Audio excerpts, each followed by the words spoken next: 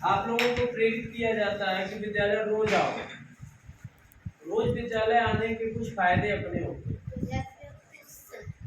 अभी सुनाई दिया पास में एक लड़की ने आत्महत्या कर ली, फिर पास में सुनाई दिया एक लड़के ने आत्महत्या कर ली।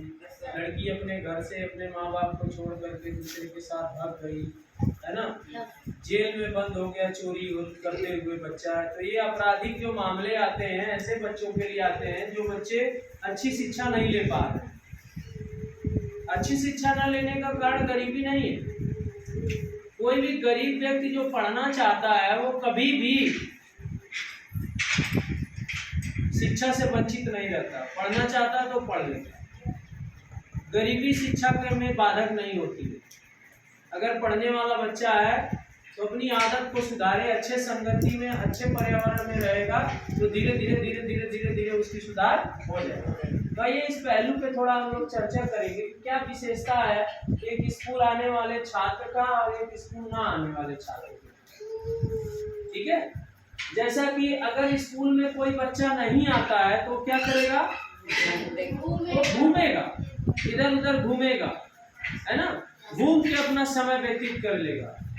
अगर एक स्कूल में बच्चा आ रहा है तो स्कूल के माहौल के हिसाब से वो पढ़ाई करेगा, अच्छे बच्चों से मिलेगा। जब यहाँ घूमेगा तो इसकी संगति जो इसके साथी होंगे वो बहुत अच्छे विचार के साथी नहीं मिलेंगे, घुमंतु टाइप के लोग मिलेंगे जो नशे में मस्त रहते हैं, बीड़ी पीते हैं, सिगरेट पीते हैं, शराब पीते हैं। ऐसे लोगों के साथ रहे, सुर्ती खाते हैं, ऐसे लोगों के साथ रहेगा और धीरे धीरे धीरे धीरे वो भी चीजों को सीख जाएगा। लेकिन अगर विद्यालय में आता है बच्चा तो यहाँ अच्छे संगति, अच्छे पढ़ने वाले बच्चों के साथ रहेगा, अच्छे तौर तरीके वाले बच्चे के साथ रहेगा जो अच्छी स्किल जानता है, पढ़ाई लिखाई के साथ साथ कुछ जानता है, बीनना जानता है, कुछ करना जानता है, कुछ अच्छे खेल जानता है। ऐसे लोगों के साथ वो रहेगा और उसकी संगति धीरे धीरे धीरे धीरे सुधरने लगेगी।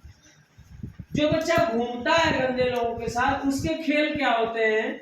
उसका खेल होता है गांव में निकल गया, कंचा ले लिया, गोली गुच्ची पैसे ले लेता है, लालच में आकर के वो जुआ खेलने लगता है, उससे फिर ताश खेलने लगता है, बागीचे में बैठा रहेगा, है ना।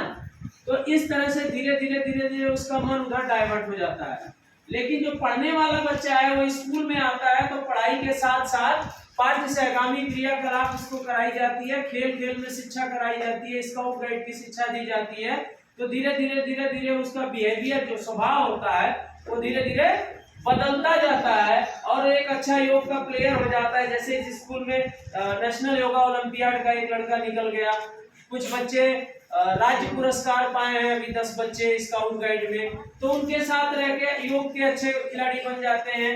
जैसे कक्षा 8 वालों की एक अच्छी खो खो की टीम बन गई है, वो टीम खो खो खेलने लगता है, फिर वो कबड्डी में रुचि लेने लगते हैं। आपने हाल ही में देखा है कि जो है कबड्डी के लिए वो क्या किए, अभी लड़कियां जो आई हैं टॉप पे इस पूरे जनपद में बेहतर कबड्डी खेल करके पूरे जनपद की अच्छी से अच्छी टीम को स्टेडियम में हरा कर इस स्कूल की बच्चियों ने जीता। ऐसे कबड्डी खिलाड़ी बन जाते हैं। जैसे राधे रमण, श्रद्धा शुक्ला, ये सब चेस के खिलाड़ी बन गए थे, लूडो, कैरम और एथलीट के भी खिलाड़ी। अंताक्षरी से आपका मानसिक बौद्धिक विकास धीरे धीरे होने लगता है। तो इस तरह के खेलों में बच्चे लिप्त हो जाते हैं।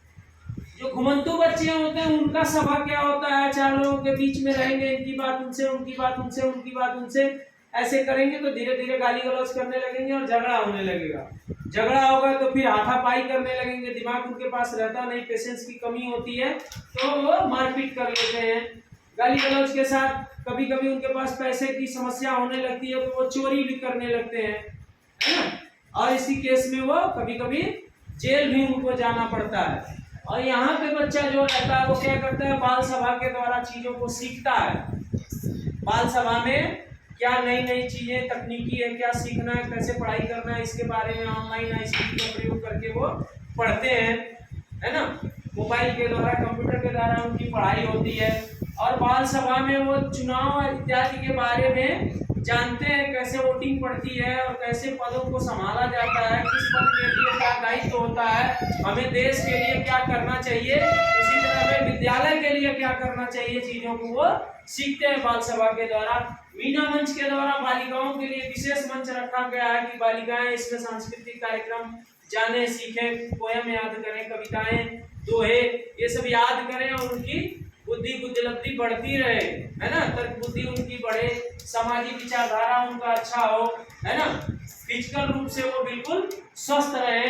और जो बच्चे नहीं पढ़ने आ रहे हैं ऐसे बच्चों को मोटिवेट करें मीना की बच्चियां, और धीरे धीरे स्कूल में अच्छा माहौल बन सके। तो ऐसे सभाओं में वो लोग भाग लेते हैं और सीखते हैं चीजों को। तो नुक्कड़ नाटक के माध्यम से लोगों को संदेश पहुंचाते हैं, और किसी न किसी, जैसे बाल विवाह हुआ, ऐसे चीजों के लिए नुक्कड़ नाटक करेंगे, शिक्षा पे नुक्कड़ नाटक करेंगे, है ना, और जो फिल्म बनाए हैं सोखा हो जाए लोग करते हैं ना, इन सब चीजों के बारे में नुक्कड़ नाटक करके लोगों को जगाते हैं और लोगों की बुद्धि को खोलते हैं ऐसे बच्चे। फिर क्या है, प्रेरक लोग व्यक्ति जो कौन होते हैं, उनके घुमंतु लोगों के प्रेरक होते हैं अशिक्षित लोग, घूमने वाले लोग, असभ्य लोग जो कुछ नहीं जानते, बस खाना जानते हैं, पशुओं की तरह जीना जानते हैं और मजदूरी करके अपनी जिंदगी काट लेते हैं, दारू पीते रहते हैं, मसाले खाते रहते हैं, घर में परिवार में शिक्षा से इन लोगों को कोई मतलब नहीं है, बच्चों से कोई मतलब नहीं है, ऐसे लोगों के साथ घूमने लगेगा और अहिंसक प्रवृत्ति का हो जाएगा। एक दिन देखते देखते उसके अंदर ऐसी विचारधाराएं आ जाएंगी कि वो किसी लड़की को लेकर भाग जाएगा, लड़की किसी लड़के को लेकर के भाग जाएंगे, घर माँ बाप को बदनाम करेंगे। साथ ही साथ क्या होगा कि झगड़े बवाल में ऐसा हो जाता है, कभी कभी मर्डर कर देते हैं, हत्या कर देते हैं, ऐसे में आजीवन कारावास हो जाता है, किसी लड़की के साथ छेड़छाड़ में पकड़े जाते हैं, कारावास हो जाता है। तो ऐसे प्रेरक लोगों के साथ वो लोग रहते हैं जिससे वो अहिंसक प्रवृत्ति के बन जाते हैं और देश और समाज के लिए वो घातक बन जाते हैं। जब रुपए पैसे की समस्या होती है, चोरी डकैती करते हुए तस्करी करते हैं, जैसे हम लोग नेपाल बॉर्डर पे हैं, बहुत सारे लोग चावल गेहूं बेचने चले जाते हैं, खाद बेचने चले जाते हैं, सोना इधर से उधर करने लग रहे हैं, अफीम इधर से उधर करने लग, अक्सर आप लोग देखते होंगे पकड़े जाते हैं। बाल अपराध में अपने आप को कोई मिल गया, उनको कुछ पैसा दिया तो बेच भी देते हैं अपने आप को।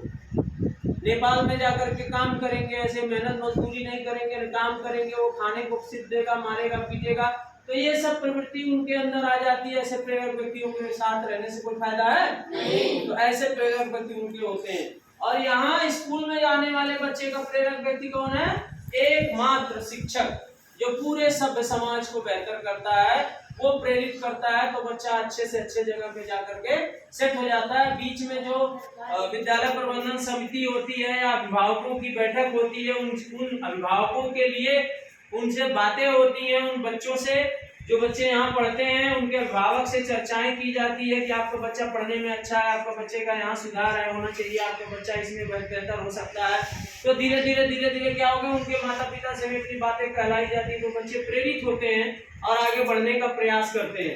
तो लाभ क्या है स्कूल ना आने के? फाइनली रिजल्ट क्या आता है कि अशिक्षित व्यक्ति क्या करता है, समाज के लिए हमेशा दीमक का काम करता है, धीरे धीरे समाज को चालने का काम करेगा और अपराध करेगा तो जेल जाएगा, पैसे नहीं रहेंगे या तो बवाल कहीं हो जाएगा तो आत्महत्या कर लेगा। अभी हाल ही में देखे वो फांसी लगा लिया, जहर खा लेते हैं, छोटी छोटी बातों में माता पिता को धमकियाते हैं, नहीं पूरा होता है उनका तो जहर खा लेते हैं, घर से भागकर किसी बहकावे में आकर के या तो कहीं दूर भाग जाएंगे या घर से भाग के किसी दूसरी भी लड़की को उसी में बहला फुसला करके लेके चले जाते हैं। लड़का लड़की को लेकर के भाग जाता है, लड़की लड़के को लेकर के भाग जाते हैं। जब खाने पीने की समस्या आती है, कम्युनिकेशन अच्छी नहीं होती, पता चला लड़की भगी थी और वहाँ आत्महत्या कर लिया, लड़का भगा था आत्महत्या कर लिया, कूद करके नदी में जान दे दिया, है ना, रेल के नीचे आ गया। ऐसे हिंसक काम वो लोग करने लगते हैं।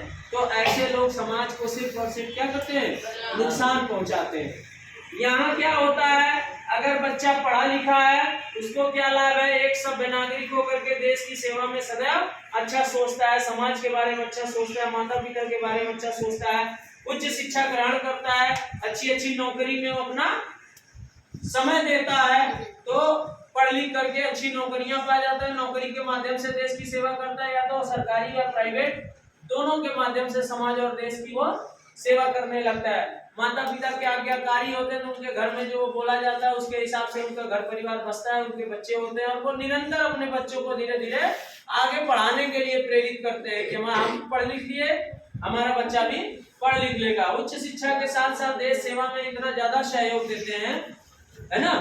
जब लड़कियों के केस में क्या होता है, लड़कियां अगर किसी का पिता अगर पढ़ा लिखा है तो कोई जरूरी नहीं कि उसके बच्चे पढ़े लिखे हों। अगर लड़के को पढ़ा भी देगा तो लड़कियों को नहीं पढ़ाते हैं। लेकिन अगर किसी की माँ पढ़ी लिखी है तो उसका बेटा और बेटी दोनों 100% पढ़ते हैं। कभी आपने देखा किसी की माँ ना पढ़ी हुई हो और उसके घर के बच्चे जो है पढ़े हों? ऐसा होता है ना कि माँ नहीं पढ़ी है तो बच्चे भी नहीं पढ़ते हैं। लेकिन अगर किसी की माँ वेल एजुकेटेड पढ़ी लिखी है तो उसके घर के बच्चे कभी ऐसा नहीं होता है कि वो शिक्षा ग्रहण न करें, है ना। चाहे वो नौकरी पाए या ना पाए, लेकिन भरपूर शिक्षा लेते हैं और उस भरपूर शिक्षा लेने के साथ साथ देश की सेवा करते हैं। और वो निरंतर जनरेशन टू जनरेशन अपने बच्चों को अच्छी शिक्षा दे करके उनको सभ्य बनाने में उनका सहयोग करती हैं, ऐसी माएँ जो पढ़ी लिखी होती है। इसीलिए कहा जाता है बेटा पढ़ लेगा तो एक घर का संचालन करेगा, लेकिन अगर बेटी पढ़ लेगी तो 2 घर सभ्य हो जाएगा, 2 घर का संचालन बेहतर होगा। एक उसके माता पिता का शादी से पहले और एक उसके सास ससुर का शादी के बाद। तो ये सब फायदे हैं आपके। अगर आप स्कूल आते हैं तो अपने आप को आप बचा सकते हैं इन सारी गंदगी से। और अगर आप स्कूल नहीं आते हैं तो आप इस गंदगी में धीरे धीरे धीरे धीरे इस दलदल में फंसते चले जाएंगे। स्कूल अगर आएंगे तो इन अच्छाइयों को आप सीख लेंगे, और अगर आप स्कूल नहीं आते हैं तो इन अच्छाइयों से आप वंचित रह जाएंगे। इसमें इतने लोग बैठे हुए हैं, किसी को नहीं पता है आप लोगों को कि आप लोगों में से कौन क्या बनेगा भविष्य में, है ना। अभी जो बच्चे यहाँ से निकल के गए हैं वो बच्चे काफी बेहतर काम कर रहे हैं, पढ़ाई लिखाई कर रहे हैं, और धीरे धीरे धीरे धीरे देखना एक दिन वो अच्छा और सफल हो जाएंगे। तो पढ़ने आने वाले और पढ़ने ना आने वाले का ये डिफरेंशिएशन है। आज ये मोरल वैल्यू में आपको ये चीजों को जानना बहुत ज्यादा जरूरी था। कौन है ऐसा जिसको नहीं समझ में आया? कोई क्वेश्चन है, सवाल है, आप लोग पूछिए। है किसी का सवाल? नहीं।